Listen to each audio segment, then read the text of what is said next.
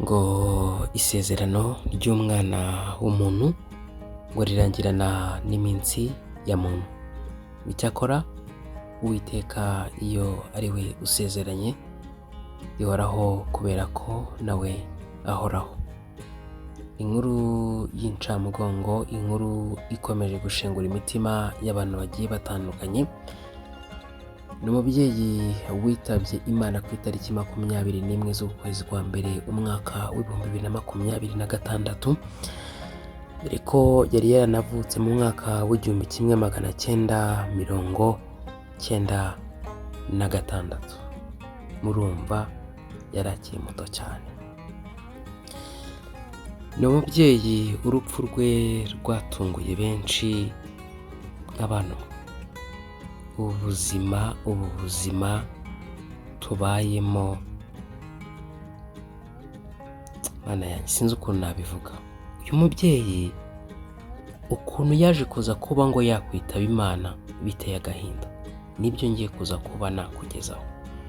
Abantu bagiye batandukanye, bamwe bati ese uyu mubyeyi ntiyaba yararozwe, bati ni gute umuntu aryama akabyuka yapfuye.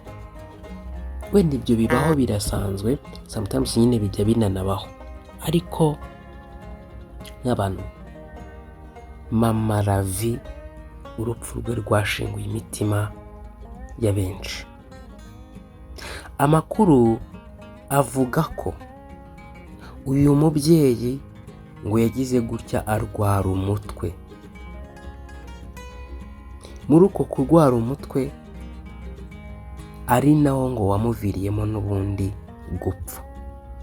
Munyumvire mw'abantu, yego umuntu ashobora kurwara umutwe agapfa bitewe n'uburyo umutwe wamufasha, ariko amakuru avuga ko uyu mubyeyi wari uzwi ku izina Mama Ravi ngo yarwaye umutwe, ngo uwo mutwe ngo aba ari wo umwica. Ku itariki 23 ngira ngo nibwo habayeho kwizihiza ubuzima n'amateka byaranze uyu mubyeyi. Yego, hanyuma byabaye kugeza ku itariki ya 24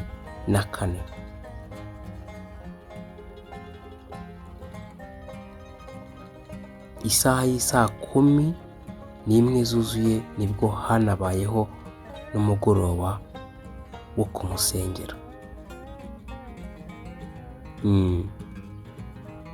kuri Upendo Garden ngire ngo. Hanyuma uyu munsi ku itariki 25 ku isaha y'isaa 12 ni ugufata umubiri i Masaka ku bitaro. Isaha y'isaa 1 ni ugusezera mu rugo ku Muyumbu.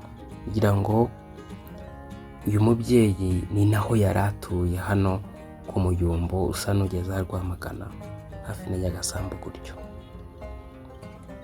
Isaha y'isaa 3 kugera isaha y'isaa 4 ni ijambo ry'Imana.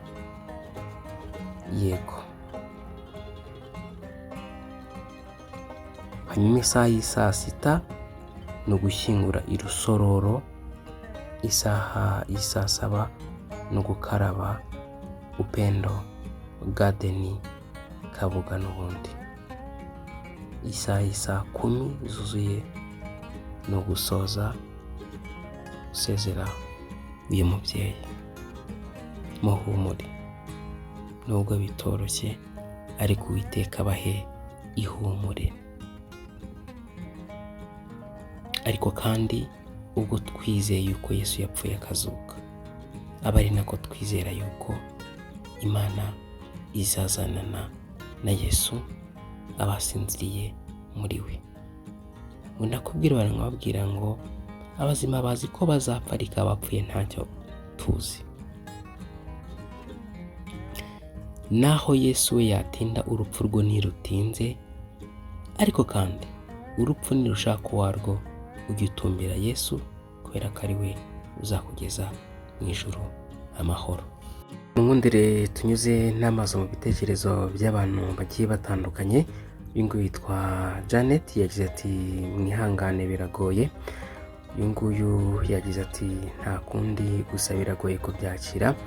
Uyu nguyu yitwa Umutoni Dorine yagize ati biragoye ariko Imana imwakire mu bayo. Uyu nguyu yitwa Uwera yagize ati uyu yitwa Mama Ravi nimumbwire niba ariko yitwa, yego niko yitwa. Uyu nguyu yagize ati Mana we Tony koko ubu sindabyakira maze gusa nzabyemera mbibonye maze gusa nihanganishije umuryango mama umubyara mu batisimu. Wihangane ni ukuri ndababaye kubura umuntu nkawe. Uyu nguyu yagize ati sorry nyana wihangane. Uyu nguyu yagize ati rest in peace. Uyu nguyu yitwa Ihumure yagize ati sorry. Uyu nguyu yitwa SP yagize ati mwihangane bambe. Uyu nguyu yitwa Ngabo Leo yagize ati mwihangane.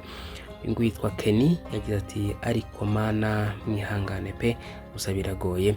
Uyu nguyu yitwa Bella yagize ati ariko koko Mana wandohoye imitima imaze gushenguka. Uyu nguyu yagize ati ariko se urupfu rwibasiye izina Mutoni. Uyu nguyu yitwa Kwizera Innocent yagize ati yo sorry ndamwibutse twigana Gahini Nyagahandaga. Uyu nguyu yagize ati ibikomere bijya gukira nkongera nkakomereka pe. Uyu nguyu yitwa Muteshimana Joseph yagize ati ariko Mana we hari igihe mbona ubuzima ari nk'amazi ameneka ntuyore. Imana ikwakire mu bayo uruhukire mu mahoro. Uyu nguyu yitwa Mwema yagize ati mukomere Imana imwakire mu bayo. Uyu nguyu yitwa Mugabe yagize ati ni mwihangane. Uyu nguyu yitwa Muneza yagize ati sha Mutoni yatubabaje cyane. Uyu nguyu yitwa Impano yagize ati wambabaje cyane dore ko ntanaguherukaga urukundo rwawe no kwakira neza buri wese ntituzabyibagirwa Mutoni we rest in peace. Uyu nguyu yitwa Ange yagize ati be strong pe nubwo bitoroshye kubura umuntu wanyu mukomere. Uyu nguyu yitwa Emile yagize ati pole sana bambe mwihangane Imana imwakire mu bayo. Uyu nguyu yitwa Umuhoza Aline yagize ati jya kwibagirwa bimwe nkabona ibindi. Uyu nguyu yitwa Protogene yagize ati pole kandi Imana imwakire mu bayo.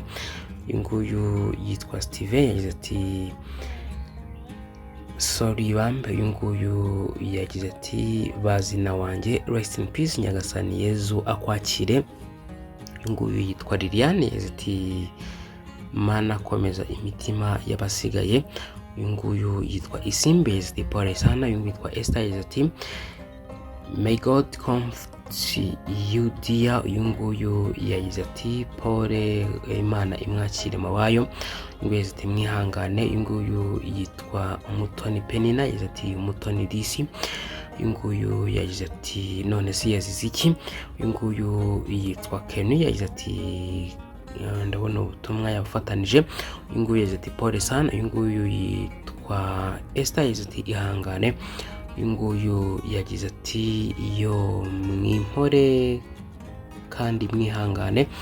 Uyu nguyu yagize ati sha birababaje iruhukire my classmate abamarika bagutaramire.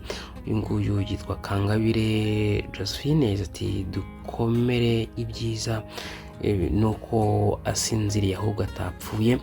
Uyu nguyu yagize ati sha Tony nagukundaga. Uyu nguyu yitwa Esa yagize ati impfu zakabije gusa Imana imwakire mu bayo. Uyu nguyu yagize ati Nyagasani amwiyereka iteka aruhukire mu mahoro nyana komera nubwo bitoroshye. Uyu nguyu yagize ati imore ni ukuri ngira ngo ibitekerezo by'abantu bigiye bitandukanye, ni byinshi, ariko muhumure, uyu munsi ni nabwo uyu mubyeyi ari bushyingurwe cyangwa se ari busezerweho bwa nyuma. Rero umuryango mwihangane kandi mukomere, Uwiteka nyir'ihumure ryose abakomeze kandi abahumurize. Nuko muri mukenye kandi amatabaza yanyu yake, mumere nk'abantu bategereza shebuja ahagarukira ava mu bukwe, kugira ngo nakomanga bamukingurire vuba.